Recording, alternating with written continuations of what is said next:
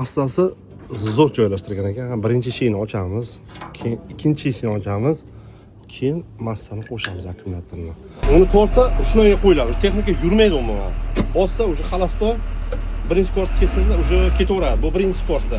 Yog'i tezlashtirib ketaveradi. 1 2 3 4 5 6 skorostgacha tezligi, neytralka va orqaga.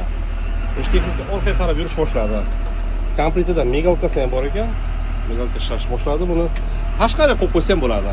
Bu richaklar hammasi o'rta planirovka bilan oldi planirovkani ishlatadi. Ishlatib ko'ramizlar bilan ketdi, ko'rgansizlar. Даже oldi mostni yotqizsa bo'ladi, bu gradus to'g'rilash uchun. Qaranglar. Gradus o'zgaryapti.